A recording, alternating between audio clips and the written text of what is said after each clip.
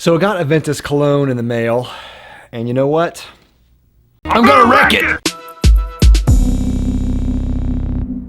Hey Fragrance family, I'm David and I'm a fragrance bro. Of course, your best source for everything fragrance related. Today I have a video that is on a review of this Aventus Cologne. It's the newest fragrance from the house of Creed, and it's a flanker to the original Aventus.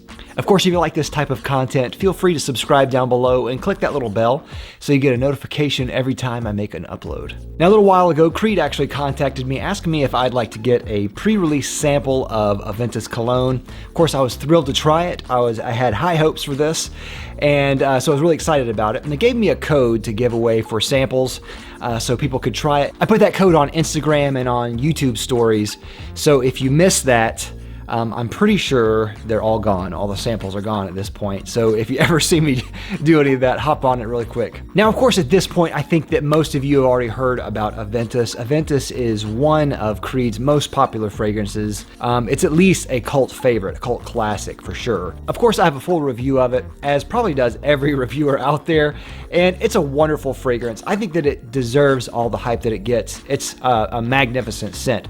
Although it's not my favorite from Creed, I could definitely see the love for this because it's great. Now, when I heard the news that they were making Aventus Cologne, I thought two things that I think everyone was thinking. Number one, I hope it's great because Aventus is great. And number two, why are they doing this? Now, flanker fatigue is a thing. We're all tired of it. We're all tired of flankers. In the designer world, in the mainstream world, we understand why this happens.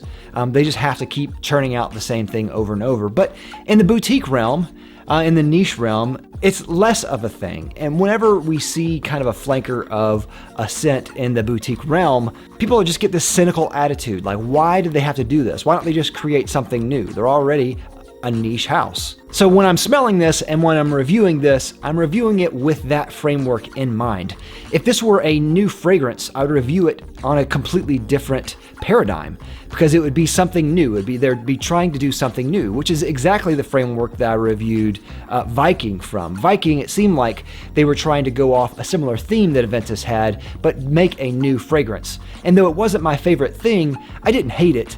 It just wasn't my thing, and I can see people liking it. Aventus Cologne, however, is going to have a stricter guideline for review because it's going as a flanker to the original Aventus, so it has to prove itself. It has to prove why it's here to begin with. Is it redundant? Is it just another cynical release from a fragrance house that just wants to make a cash grab fragrance and ride on the coattails of a predecessor? Unfortunately, I think that it's the latter.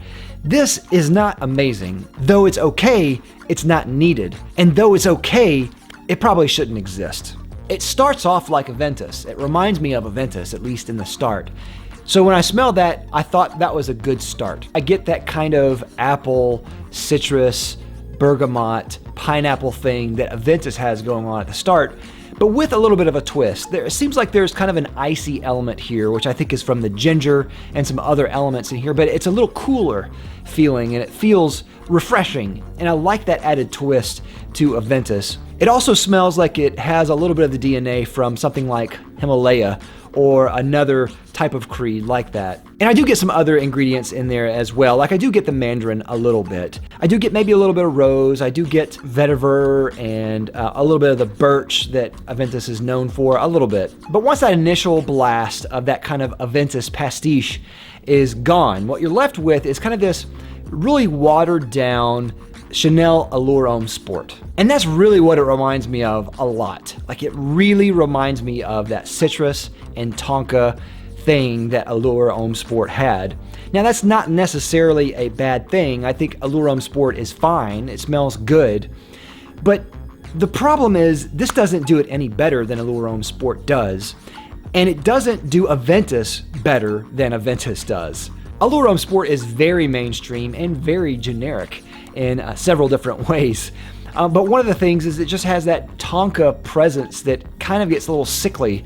And this has that. I smell a lot of that in here. And that's really sad because I think that if you're going after Aventus, which was ahead of its time for a fragrance, you don't need to copy something that is a mainstream success back in the 90s. What I really wish happened is that they stuck with that kind of icy element that the initial blast had. If this were kind of more of an icy Aventus, kind of a more refreshing style of Aventus, I think that it would be a lot better. As it stands, it's kind of just a really bad Aventus Cologne mixed with Allure Homme Sport. This is what you see in the cologne world when they want to do a riff off of Aventus. They get Aventus and they mix it with something else that is popular, like Bleu de Chanel or Allure Homme Sport or Eros or something like that. They mix the two together, and this is what this is. And that's not even the worst offense of this fragrance. It seems really watered down.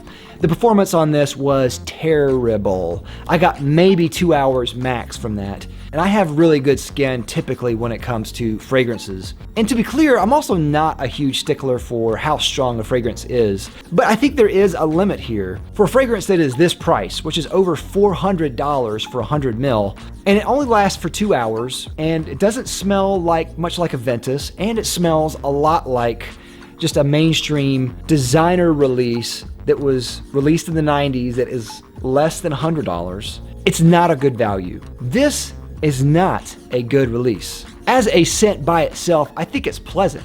It's not a bad smell. It smells fine. As a flanker to Aventus, it's not a good release. And that's important. As a $400 fragrance, it's not a good value. And that's important too. I wish I could say otherwise because I really wanted this to be great. I wanted this to be the next Aventus killer, to be something that would replace my normal Aventus. Having something that would be a more refreshing, more casual version of Aventus, I think would be really welcome in my wardrobe. Unfortunately, that's not what this is. It's just a watered down copycat of a clone house. And the fact that this is not good actually makes me sad. I don't want to make a bad review on a scent like this, but I have to be honest with you guys, it's not good. Don't get this fragrance. That is all I have. What do you think of Aventus Cologne? Let me know down in the comments down below. Do you like it, love it, hate it? Let me know. I'd love to hear your thoughts. Of course, don't forget to like, comment, and subscribe on the way out. I'll love you for it. I'll see you next time. I'm Dave with the Fragrance Bros. Bye.